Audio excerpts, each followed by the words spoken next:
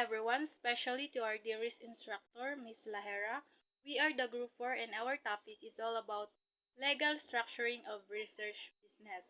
We will discuss the following: the business legal structure, types of business structure, and the financing research business cash flow. So first, we have to define what is business legal structure. A business legal structure is also known as business entity.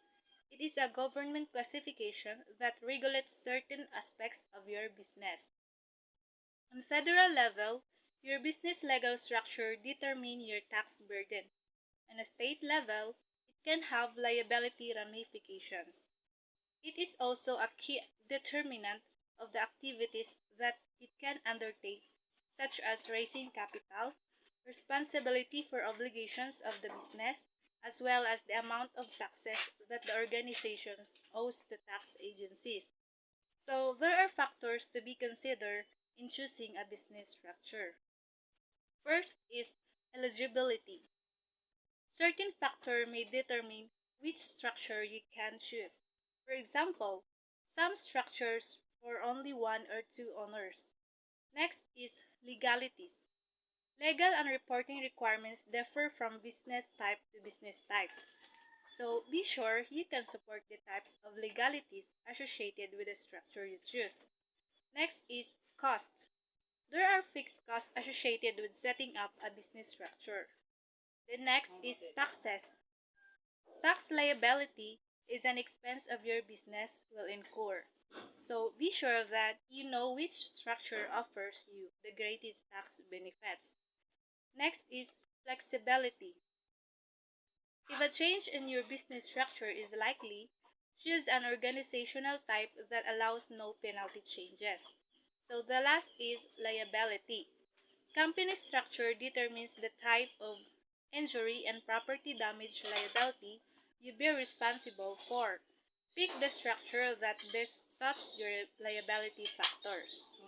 So there are also tips for choosing a business structure. The first is research. So in business, you must fully investigate which business structure is appropriate for your plans based on your business goals. So visit your state's official websites for details about laws, regulations, permits, licenses, and fees. Next is get professional advice. If you are unfamiliar with the laws and regulations governing your line of business, make appointments with qualified legal advisors and financial professionals to seek their guidance. Next is network. Take advantage of people you already know who have the business structure knowledge you seek. The next following reporters will be going to discuss the types of business structure and the financing research business cash flow. Good day, everyone. I am Jill Marias. We will talk all about the sole proprietorships. This type of business structure indicates that one person owns an unincorporated business, while a sole proprietorships give you a complete control over your business. The IRS does not separate business and personal affairs, so you would be personally liable for any debts. For this reason, this type of structure is best for low-risk ventures and startups in the early days of service. Example of sole proprietors include small businesses such as local grocery store, a local clothes store, an artist, freelance writer, IT consultant, and freelance graphic designer. Ang sole proprietorship is usa ka negosyo nga mahimong mapanag-iya o makontrol sa usa ka individual, usa ka kumpanya or usa ka limitadong liability partnership ug walay kauban sa negosyo. So, ang kaning include nga small business niya is such as local grocery store like anang nay sari-sari store or kanang a local clothes store or kanang nara sa mga syudad nga magbaligya og mga sanina o kanang a freelance graphic designer, kanang mga designer pod nga mga sikan nga sila ra joy mapanag-iya, sila ray naggama, sila ra po'y nagtinda, way lain nga makuan include pod ani. Mara to siya. Thank you. Good evening, everyone. I am Gemily August, and I'm going to report my topic, which is all about partnership. So, what is partnership? Partnership exists when two or more people own a business and share the expenses and revenues. So, those people agree to share in the profits, losses, and management and contribute their money,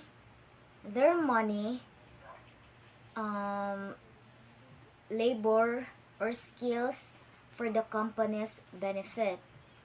So, each partner is equally liable personally for the partnership debts. So, ang partnership DI is group of people ni sila nga ni-agree nga mo-cooperate with each other with their mutual interest. So, kay sa pagkangan nga partner mo is equal ang inyong nga mga responsibilities and duties sa inyong nga business. And dinhi sa partnership is naa ni sila agreement nga gisaynan ug nakasulod dito ang kung unsa ang ilahang mga responsibilities sa business. Then, sa business is naatay mga pros and cons or mo ni sila ag mga advantages and disadvantages. So, ang first advantage sa partnership is they have extra set of hands. So, diba, kung kita lang ang usa is ang mag-handle sa business is mahanukan jud ka sa mga task. So, when you have a business partner, you have a person or multiple people who can help you in the business task. And you may divide up task para mas mapadali ang paghuman sa inyong mga task. And then, di ba, og na kay mga katabang mas mapadali gyud nimo ang imong nga buluhatonon kaysa sa ikaw lang ang usaang maglihok. Next is less financial burden. So, as we all know nga, sa pag-start sa business is expensive din na siya. Daghan kag mga mabayran para sa mga kinahanglanon sa imuha nga business. So, kung naa kay business partner, naa kay mga katunga or kabahin sa inyuha nga mga gastuhonon. Like for example, sa inyuhang mga equipments nga gamitunon, palitunon, og sa inventory, og daghan pa. So, dili na jud ka maglisod og pangita og kanang amount nga para sa gastuhonon nimo sa imuhang pag-start sa business.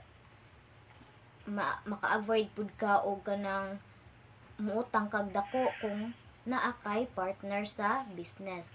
And then less paperworks. So kay na naman kay ka-divide sa imuhang nga task, syempre malisen jud ang imuhang nga paperworks nga buhatonon kay naa naman kay kaagapay. And then next is fewer tax forms. So kay daghan mo mga partners, dili lang ikaw ang naay tax forms kundi pati na rin ang imuhang nga partners ug agkatong business owner. So gamay na lang gyud ang mga tax forms. And the next is benefit for additional knowledge. So in a business, diba, kung ikaw ang owner is mangita gid ka og mga partners nga skilled na or naanay mga experiences in handling a business. So pinaagi nila nga imuhang mga partners makagain ka og knowledge, mga ideas ug mga strategies nga pwede nimong magamit in running your business or katong inyong business sa imuhang nga partner. So makagain man ka og mga knowledge nga pwede nimo nga magamit aron ma-successful ang inyong nga business. So anhin na sad ta sa cons or ang disadvantages. So ang disadvantages sa partnership is you cannot make your own decision. So syempre kay naaman kay partner, dili lang jud ka ikaw ang magbuot-buot sa pag-decide sa kung unsay makaayo sa imuha nga business. Kay naaman mo'y agreement didto nga kamo tanan isig partner is equal ra ang inyuha nga right or responsibility ninyo sa inyuha nga business. So naapod sila'y karapatan nga mag-decide. And then next is you'll have disagreements. So syempre kay daghan makag partners, so daghan jud mo og nagkalain-lain nga ideas, thoughts og mga decisions.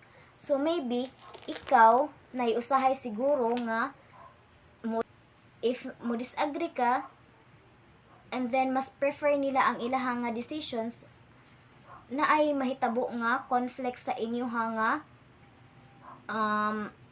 decisions nga mahimo kay naaman mo'y isig ka ideas. And the next is split profits. So kay partners man mo and you agree sa pag-share sa inyong profits, so mag-split jud ang inyong nga bahin sa kita.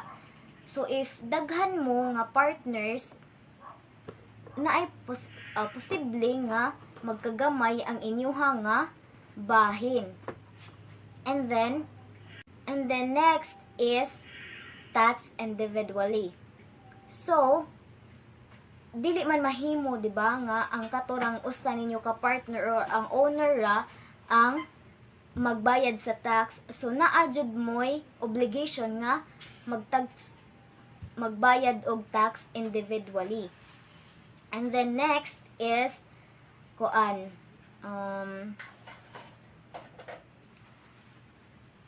you aren't separate from the business. So naasad na sa inyo nga agreement nga if maka-encounter mo og problems, especially sa partnership debts, naa kay obligation sad nga mobayad sa utang kung magkautang man gani ang inyong nga business. So dili lang man ingon nga makig-share lang ka sa profits sa ug unsay makuha nga maayo sa inyong business, kundi pati na rin sa mga problems nga ma-encounter na akay obligation ingana or responsible pud ka isip usa ka partner. So ang partnership has two main types, which is the limited partnership and limited liability partnership. So ang kaning limited partnership have one or more general partners and one or more limited partners. So limited partners don't take part in daily business operations. So ang kaning limited partners, they allow investors. So mo ni sila ang dili mo take part sa mga daily business operations, but mohatag sila og financial contribution mo ni ang ilahang investment. Pero ang ilahang liability is limited only based pod sa ilang gihatag nga investment. Next is the limited liability partnership. So ang limited liability partnership is partners are not liable for the other partner's negligence. So if mga tortious damages na is limited lang ang tulubagon sa matag partners sa katong sala sa usa ka partner. Pero og for example, kung kanang mga contractual debts is magdepende na sa state. So, ang limited liability partnership or LLPs are helpful sa mga business nga na ay mga partners who work independently but they contribute financial contributions equally. So, naasad ni maka-benefit nga makuha sa limited liability partnership. Kaya ang limited liability partnership is kanang mo-protect siya sa imuha nga mga assets. And then, most common nga mga business partnerships are kanang mga law firms, mga physician groups, mga real estate investment firms, o mga accounting groups. That's all. Thank you. Good day everyone, my name is Maylene Archaga. My topic is all about the third types of business structure, which is the corporation. Sometimes called C Corp. It is a legal entity that's separate from its owners. When we say legal entity, it is an organization or company that has legal rights or responsibilities, including tax filing. Corporation is created when it is incorporated by a group of shareholders who share ownership to the corporation, represented by their holding of stock shares and pursue a common goal. Corporation's common goal is to survive, sustain, and to earn profit. Earning profit is the main aim of any businesses. So corporation have a goal to return profit for their shareholders. Example of corporation is a Coca-Cola company. However, there are some corporation that doesn't aim to earn profit. Their aim or their goal is to give services or benefits to the society. It is called a non-profit organization. A non-profit corporation is a legal entity which has been incorporated under the law of jurisdiction for purposes other than making profits for its owners or shareholders. The primary purpose of non-profit corporation is to pursue social, educational, religious, literary, or charitable objectives. Example of this non-profit corporation is a Red Cross. So their aim or their goal is not to earn profits but to give services or benefits to the society. A pleasant day everyone. I am Maria Teresa Corbisol. In this portion, I will discuss about S Corporation. So do you familiar about S Corporation? This type of corporation is distinct because it can legally shift revenues, income, and losses to each shareholders for tax purposes. So what do you mean by distinct? So distinct means different.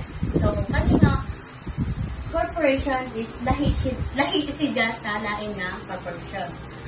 There are requirements you must meet in order to qualify for an S corporation status. So na mga requirements na ang mo ma-meet ang nga corporation, including but not limited to having no more than 100 shareholders. So, an example of S corporation. S corporation will be a firm with 3 shareholders who all meet the Internal Revenue Services requirements. Assume that one shareholder holds 40% of the share while the other 2 own 30% each. If the total profits are 2 million and the firm elect to retain 1 million for further investment, the largest shareholders will be responsible for income taxes on 800,000 while the other 2 will owe income tax of 600,000 each.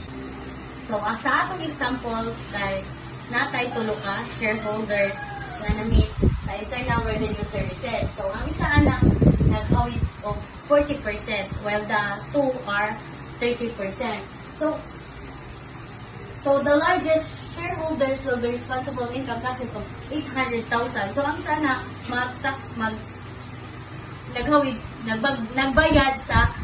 nagbayad of 800,000. While the other two, magbayad of tax of 600,000 each. And that's all. Thank you. So pleasant day to each and everyone. So I am the fifth reporter in our group. So my topic is all about limited liability corporations or LCC. So when one or more individuals or entities create a business or organization, they may choose to write a specialized document announcing their limited liability company or LCC status. This written agreement outlines management, assigns interest, and documents how profit and loss will be handled. So what is limited liability? So limited liability is a form of a legal protection for shareholders and owners that prevents individuals from being held personally responsible for their company's debts or financial losses. So if magtugutag sa ka-business, we need a specialized document arong mahibaw-an nato kung sa atong business kung na nakaginansya ba ta or gatong capital is need, atong profit is ning tubo ba or what, then atong mga dapat sa from the word limited sa atong gitukod na business, sa atong limitan kung unsay dapat nga ato ang himo sa atong business. So this written agreement outlines management, assigns interest, and documents how. So ato na to ibutang ang unsa atong mga interest sa atong business, maghimo tag kasabutan agreement if kamong duha na kay ka ipos imong business, nagnakay ka shareholders, asa bitawag na ng kasosyo sa negosyo, something like that. Ato ninyo ibutang inyohang mga agreement kung sa inyong dapat buhaton. So, limited liability corporations are prohibited by law from performing banking or supplying insurance coverage. The chief advantage of using this type of business structure is that it protects business owners from being personally liable for most kinds of business losses. So, many people starting new small business chooses this designation. Examples are professional services like accountants and solicitors, cafes, restaurant, handymen, builders, and contractors. So handyman is something ganang mga tig-repair sa mga sa kampanya, sila tig-kuog na madaot na butang like kurente ilang repairon if sabi basta for repair na madaot nga mga butang sa company. So, that would be all. Thank you. Good morning, everyone. I'm going to report for financing research business cash flow. The term cash flow refers to the net amount of cash and cash equivalents being transferred in out of the company. Cash received represent inflows while money spent represents outflows. A company's ability to create value for shareholders is fundamentally determined by its ability to generate positive cash flows, or more especially to maximize long-term free cash flow. FCF is the cash generated by a company from its normal business operation after subtracting any money spent on capital expenditures. Positive cash flow indicates that a company's liquid assets are increasing, enabling it to cover obligations, revenues in its business. Companies liquid return money to shareholders. Pay expenses are provide a buffer against future financial challenges. Cash flow can be analyzed using the cash flow statement, a standard financial statement that reports on a company source and use of cash over especially time period. Cash flows from financing. So, muna siya CFF. Cash flows from financing or financing cash flow shows the next flows of cash that are used to fund the company and its capital. Financing activities include transactions involving issuing debt, equity, and paying dividends. Cash flow from financing activities provide investors with insight into a company financial strength and how a company capital structure is managed. That's all. Thank you.